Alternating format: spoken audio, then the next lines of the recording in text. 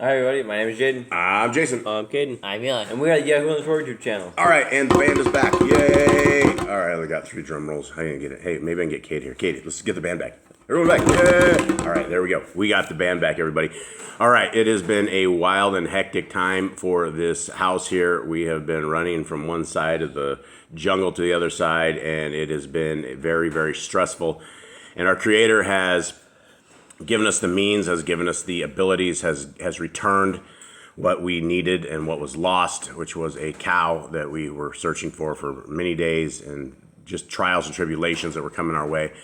But I will tell you as firsthand testimony that our Creator is with us, and He will answer your prayers. And sometimes we don't get them answered how we like to get them answered. Sometimes they're not at the speed that we want them answered. Sometimes there's delays, and there's reasons for all of this because everything is in His hand. And we are, a lot of times, especially as Torah keepers, in testing season. And for those who do not know what the Torah is the first 5 books of the Bible: Genesis, Exodus, Leviticus, Numbers, and Deuteronomy. And in those 5 books is the guide to life. It is the road to the kingdom. It is the path to the path forward. And it is what the majority of the world has thrown away. They've nailed to the cross, they put in the dumpster, and they don't apply it to their lives. And just in the last couple of days, I've been battling, endless amounts of Christians as they come and they tell me how they enjoy their lawless, bacon-eating, pagan holidays and all this. And nobody wants to listen. Nobody cares. And so we are the channel that believes that the laws, statutes, and commands are for all time, for all generations, for all peoples, all races, all creeds, all nations, everybody. And if you will accept them, if you will take them, then our Creator will accept you. But if you're living lawlessly, then our Messiah, whom most call Jesus the Christ, his name is Yahushua HaMashiach, he says that he will tell you to depart from him. And essentially that means you will end up in hell. You will end up in a place that is away from our Creator and away from the promises that we can gain if we are obedient children. And so as we are reading today, we are reading in the book of Aḍam and Ḥawwah.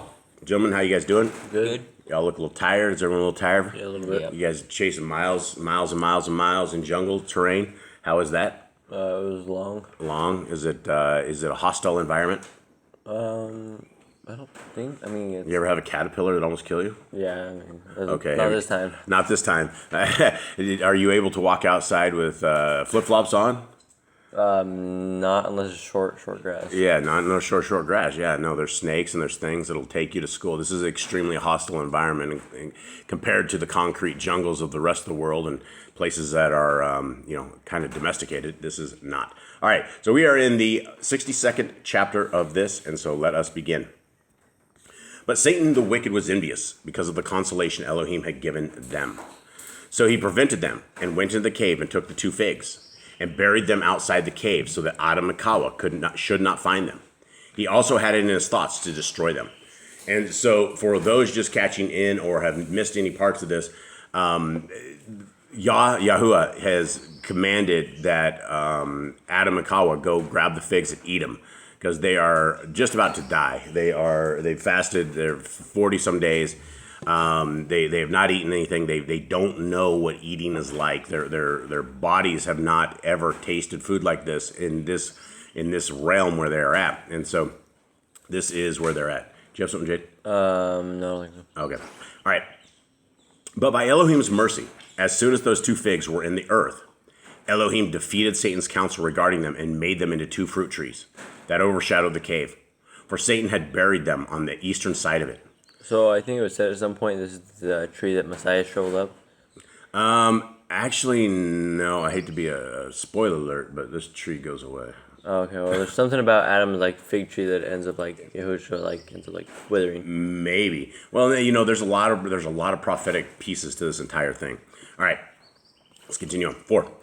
Then when the 2 trees were grown and were covered with fruit, Satan grieved and mourned and said, "Better were it to have left those figs as they were. For now, behold, they have become 2 fruit trees, whereof Aḍam will eat of all the days of his life. Whereas I had in mind when I buried them to destroy them entirely and to hide them from eye. But Elohim had overturned my counsel." Why is Satan Irish? I don't know. I didn't get to the evil thing. He might be an Irishman now. Okay, but continue on. Elohim has overturned my counsel and would not that this sacred fruit should perish. And he has made plain my intention and has defeated the counsel I had formed against his servants. Then Satan went away ashamed of not having wrought out his design. So, again, Hasatan is... This dude has nothing better to do. No, he doesn't. And he doesn't have anything better to do now than to take the hearts, lives, and souls of the Torah keepers. He has the Christians. The Christians are all bought, paid for, and they are... It is very, very rare that you find a Christian that will come out of Christianity or somebody that is absolutely seeking the truth and that you're able to sway. And it's not even us that's able to sway them. It's Yah that is able to sway them. And if people aren't seeking the Creator, he's not going to be found to them. Okay, next chapter, 63. But Aḍam and Ḥawwah, as they drew near to the cave, saw 2 fig trees covered with fruit and overshadowing the cave. Then Aḍam said to Ḥawwah, "It seems to me we have gone astray. When did these 2 trees grow here? It seems to me that the enemy wishes to lead us astray, saying that there is in the earth another cave than this? Yet, O Ḥawwah, let us go into the cave and find in it the 2 figs, for this is our cave in which we were. But if we should not find the 2 figs in it, then it cannot be our cave." Then they went into the cave and looked into the 4 corners of it, but found not the 2 figs. And Aḍam wept and said to Ḥawwah, "Are we come to a wrong cave then, O Ḥawwah? It seems to me these 2 fig trees are the 2 figs that were in the cave." And Ḥawwah said, "I, for my part, do not know." Then Aḍam stood up and prayed and said, "O Elohim, thou didst command us to come back to the cave, to take the 2 figs, and then to return to thee. But now we have not found them, O Elohim. Hast thou taken them and sown these 2 trees? Or have we gone astray in the earth? Or has the enemy deceived us? If it be real, then, O Elohim, reveal to us the secret of these 2 trees and of the 2 figs." So you can see Adam's getting a little bit wiser in his discretion. Right? He understands how plants work and how it grows. He also understands he better talk to Yah and ask him what's going on, because there's something funny going on. And every time that something funny is going on, it's usually Hasatan getting ready to own them. Then came the word of Elohim to Aḍam and said unto him, "O Aḍam, when I sent thee to fetch the figs, Satan went before thee to the cave, took the figs, and buried them outside, eastward of the cave, thinking to destroy them, and not sowing them with good intent." So does Hassan not understand how plants work? He must not understand how plants work yet. Either or. I mean, you can bury a lot of things. I mean, we went out to a field out in the back, and we planted how many different papaya trees, and not a single one of them came up. We planted, 100, and not a single one came up. So not everything you plant comes up unless it's the right formula for everything. Okay. Now, continue on here. I think at 9, right? Yep. "Not for his mere sake, then have these trees grown up at once. But I had mercy on thee, and I commanded them to grow. And they grow to be 2 large trees, that you be overshadowed by their branches, and find rest, and that I make you see my power and my marvelous works. And also to show you Satan's meanness, and his evil works. For ever since ye came out of the garden, he has not ceased, no, not one day, from doing you some harm. But I have not given him power over you." And Elohim said, "Henceforth, O Aḍam, rejoice on account of the trees, thou and Ḥawwah, and rest under them when ye feel weary. But eat not of the fruit, nor come near them." Then Aḍam wept and said, "O Elohim, wilt thou again kill us, or wilt thou drive us away from before thy face, and cut our life off from the face of the earth? O Elohim, I beseech thee, if thou knowest that there be in these trees either death or some other evil, as at the first time, root them up from near our cave, and wither them, and leave us to die of the heat, of hunger, and of thirst." I think he's talking about evil in the tree, like the snake. I think that's what he's talking about, evil of the tree. Well, he was talking about the fruit of the tree, right? Right, but he's like, if their evil comes to the tree, because the snake got him in the tree last time. Well, not the fruit got him last time, right? The fruit was the deception that they, not the fruit of deception, but it was the test, and they failed the test because they ate of it. And so here, Elohim says, "Here's 2 trees, go lay under it." But then he also says, "Don't eat of these trees," right? He says right there, "But eat not of their fruit, nor come near them." And so Adam's like, "Oh no! Well, I got the wife right here. She already came near one. This is just going to bring us misery and issues." Okay, 14.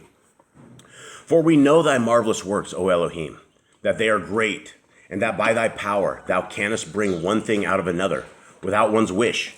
For thy power can make rocks to become trees, and trees to become rocks. All right, and then this is the last chapter, 64. Then Elohim looked upon Adam, and upon his strength of his mind, upon his endurance of hunger and thirst, and of the heat. And he changed the 2 fig trees into 2 figs, as they were at first. And then said to Aḍam and Ḥawwah, each of you may take 1 fig. And they took them, as Yahuwah commanded them. And he said to them, go ye into the cave, and eat the figs, and satisfy your hunger, lest ye die. So as Elohim commanded them, they went into the cave, about the time when the sun was setting. And Aḍam and Ḥawwah stood up and prayed at the time of the setting sun. Then they sat down to eat the figs, but they knew not how to eat them, for they were not accustomed to earthly food.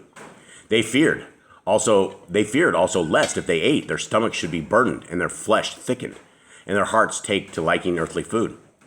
But while they were thus seated, Elohim, out of pity for them, sent them his messenger, lest they should perish of hunger and thirst. And the messenger said unto Aḍam and Ḥawwah, Elohim says to you that you have not strength to fast until death. Eat, therefore, and strengthen your bodies, for ye are now animal flesh, that cannot subsist without food and drink. Then Aḍam and Ḥawwah took the figs and began to eat of them. But Elohim had put them into a mixture, as of savory bread and soup. Then the messenger went from Aḍam and Ḥawwah, who ate of the figs until they had satisfied their hunger. Then they put what remained, but by the power of Elohim the figs became full as before, because Elohim blessed them. After this Aḍam and Ḥawwah arose, and rejoiced with a joyful heart and renewed strength, and praised and rejoiced abundantly the whole of that night. And this was the end of the 83rd day. So they haven't eaten for 83 days. 83 days. That's a long time. Yep. And so there was a time span when you were reading like the last couple chapters where it went from 40 days and then it went up to 60.